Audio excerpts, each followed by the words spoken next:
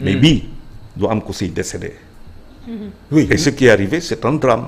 ma ñëwaat benn pàcc bi nga wax ci Sonko et d'ailleurs sax tey le 29 août 2016 le 29 lañ ko radié woon fonction publique. oui mais parce que il dénonçait des choses. il parlait de corruption il dénonçait de. waaw oui ba fi mu ci yegg si nii sànq yaa ngi wax bay tudd ay regrets finalement da nga regretter. Sonko homme politique yegg ci espace public boobu fi mu ci mujj tey. ah non moi c'est pour moi c'est une faillite. waaw. faillite man ànduma ak Sonko du point de vue son dem naa ba woo leen kenn ku mel ne mu waxtaan. pour ma mën a def benn papier pour ma mën a c'est quoi le projet de PASTEF moom mooy dégg. waaye ba laaj ko c'est qu'à l'époque quand ils étaient rencontrés pour mettre en place. moom Ousmane Sonko. non El Malick Ndiaye. ñu dem ba mën a def benn papier. pour Madère pour que mu mun Madère Post pour laaj ko affaire bi finalement. vous êtes de gauche vous êtes du centre vous êtes de droite mu expliquer ma. je vois le projet. oui mais voilà quelqu'un koo xamante ne dafa jël xale yi mu nekk espoir. nekk espoir ndaw amul kër boo dugg te Sonko duñ la fa wax Sonko Sénégal diaspora munoo dem foo xamante ne duñ la wax Sonko am na ay kër yoo xamante ne duñu diviser mais lan moo indi loolu position jusque-boutiste ici position irrévérencieuse jusque-boutiste ici et on a ce qui est arrivé gis nga dañu ne le peuple n'a que les dirigeants qu'il mérite. Mais le pouvoir n'a que l'opposition qu'il mérite. Ah, c'est ça la vérité. Finalement, qu'on regretté. Me regretter, ce que je sais que Sonko à ce niveau. Ah non, jamais de la vie. Ah non, jamais de la vie. Là, la qu'on perte les dons pour cette jeunesse. Mais je veux dire pour ma génération, pour moi-même, jeunesse bi, bon, elle va se refaire. Mais nous, on a 60 ans. Oui. mooy ni bëggoon nga mu yegg. loolu lañ bëgg a. waaw bëggoon nga mu yeggali. mbébé bi mu am projet bi pour ñu xam. exactement parce que pour man tey bëggoon naa toog Sonko toog ma ne ko Sonko pourquoi ma lay élire. dis-moi Sonko pourquoi j'irai à l'urne déposer il faut me dire ça et que Sonko m'explique non pas en me disant lii ak lii doxul loolu xam naa ko. non fan lañ jëm. noo koy defee. ak kan nga koy def. du point de vue national du point de vue sous-régional parce que tey on doit avoir ça veut dire on doit avoir grand une ambition économique hégémoniste. Du point de vue sécuritaire on doit être au top est-ce que aujourd'hui on va voilà mu wax ma. mais là que je me retrouve là à entendre Sonko n'a pas mangé depuis 30 jours. des choses comme ça c'est une faillite. daf ci am responsabilité mais lan nga koy wax moom. pardon. ma ne lan nga koy wax. parce que ci grève la génn ci ba léegi. faaw mu génn si parce que y a des organes qui ne doivent pas souffrir. Être affectés, oui. Oui, s'il y a des organes qui sont affectés et gravement, ça veut dire que la carrière politique est liée à sa maladie et ça à des maladies qui pourraient en survenir et ça ce serait très dommage. D'accord. Et n'oublions pas le traumatisme que ça peut provoquer dans la tension. Le pays là, il faut calmer tout, mais nous sommes traumatisés. Ah oui. On est traumatisés. Comment? On s'en rend pas compte. Mais on est. xam nga nit boo demee ba jaaxle lan ngay def am na ñoo xamante ne bu ñu tiitee dootuñu mën a def dara dañuy trembler. dañuy trembler def nii am na ñoo xam ne bu ñu tiitee dañuy def nii ñun dañu toog ba affaire bi daf ñu anesthésier. mooy sa situation actuelle xamuñu fu muy mujj nii. mais xamuñu parce que si on sait à la limite c'est-à-dire que l'idéal aurait été aujourd'hui de manière intelligente et politique que Sonko ak ñu mu àndal wala ñu far ak moom nañ liggéey ba ñoom ñu gagné élection 2024. alors parce que lu oui. nii ci li ñu gis naruta bokk ci élection yi jëm mais man damay dellu si ci ñi nga xam ne ñoo ànd ak moom l'esprit Sonko espoir bu mu suscité ñooñu ndaw ñooñu fan lañ leen di caser naka la ñuy def. waaw léegi nag loolu tax ma ne sànq esprit Sonko xam nañ ko wax na ko fii dénoncer un certain nombre de choses mais nag présidence lañ dem donc faw nga proposer Sénégalais yi loo xamante ne ba léegi déggaguñu ko si esprit wu Sonko googu c'est-à-dire il faut que Sénégalais yi toog di la xoolee bëtu Sonko et ça c'est pas parce que nag attention c'est pas parce que tu es de l'opposition que tu incarnes cet esprit-là aussi attention hein. maanaam li mu nekk fee tekkiwul ne. waaw c'est pas parce que yaa ngi opposition bu ñu foog ne rek esprit Sonko si opposition la kenn moo ko fa mën a incarner ñu ngi si ay situation bu doy waar tey ku si gën a match bëgg réew mu jàpp bëgg réew gi am ay moyens ne day song am na discours bu ko fi téye nit ñi xam ne que kii du nitu caaxaan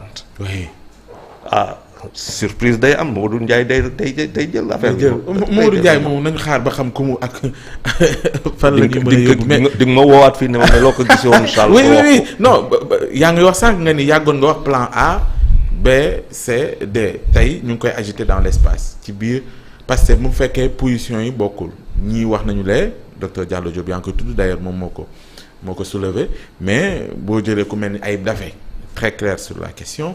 mais parce qu'elle dérange. mais parce que Ndiaye également oui. mais yow noo ko gisee noo koy tranché lan nga jàpp. parce que docteur Diallo Diop mais a compris. Il y a une maturité politique c'est quand même vécu politique. expérience politique.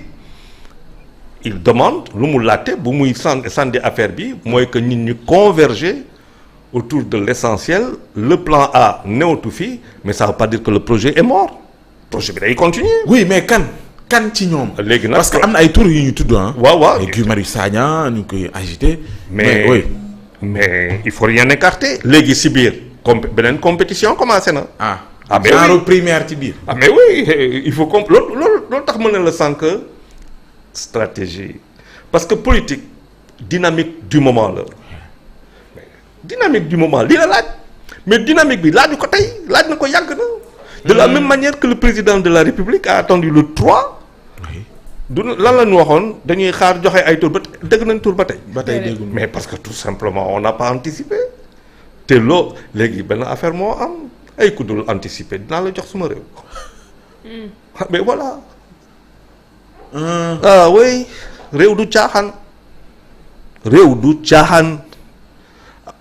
man kon kenn parewul gis nga 2000. yàlla dafa def ma nekk présidence defe naa ak beneen journaliste je me rappelle d'autres journalistes je me rappelle plus mais am na je suis pas le seul à l'avoir entendu Abdou Diouf bu muy jóge palais di dem Abdoulaye Wade di dugg le soir le fameux soir là. oui Abdou Diouf dafa ne le président Abdoulaye Wade nouvellement élu Abdoulaye ne joue pas avec la République kooku maa ko dégg. C'était en 2000. Ne joue pas avec la République. Ne joue pas avec la République. Et d'autres journalistes qui étaient là-bas peuvent le confirmer. J'étais là-bas. Ne joue pas avec la République.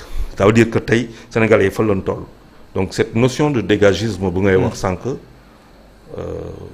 faut pas l'écarter. Mais ça ne répond pas à la question aussi li mu la wax ne jeunes yooyu am espoir finalement nuñ koy def su fekkee nañ ci sa xalaat esprit nga ñu waxatul jëmm ji fi nekk di ko incarner pour yow c'est clair léegi jeunes yooyu nag nga xam te ne esprit bii lañ jàpp ni esprit ak jëmmam moom la ñuy gunge ba yóbbu ko. non j'ai pas palais compris de la République ndaw yi.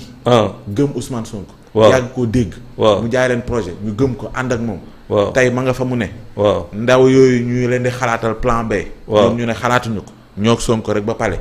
Aram laaj na leen waaw bu fekkee ni léegi dañ ne kii dañ ko tegee na plan B nooy def ñooñu nag. ndaw ñooñu waaw mais comment xam nga loolu laa wax on est arrivé dans ce dañu arrivé si un moment dans notre pays. loo provoqué nag sa affaire lay mujj doon parce que réponse bu ngay am du moom nga doon xaar. waaw politique c'est pas de la bagarre 100%. politique. dañuy xeex ma xool suma situation xool sa situation ma xool ma bàyyi nga téye le lendemain ku jekku mais c'est pas parce que dama jekku ma duma déet damay jekku téye c'est-à-dire ñun lu ñuy politiquer moo dépassé. waaw dafa c'est fini ça. ay xeex ñi jàpp fii. non ça veut dire ça gis nga loolu. la preuve en est yaa ngi koy def teerewul xale yi di jël gaal. oui na nga xoolaat sa bopp. c'est-à-dire on nous amène dans des intrigues nous la presse on rentre dedans on nous fait marcher des tout et pendant ce temps tes importations implosent tes exports xam nga vie bi di mais parce que on est là à débattre de choses tellement puériles yoo xam c'est-à-dire le danger est à notre porte les terroristes sont on est là je veux dire quoi je me pose des questions même sur notre waxuma maturité politique mais notre maturité tout simplement dans un monde boo xamante ne géopolitiquement mu ngi changer la Russie est à nos portes et ak yu demee noonu. ñun ñuy toog fii di fu mu ne nii da ngay xool plan B.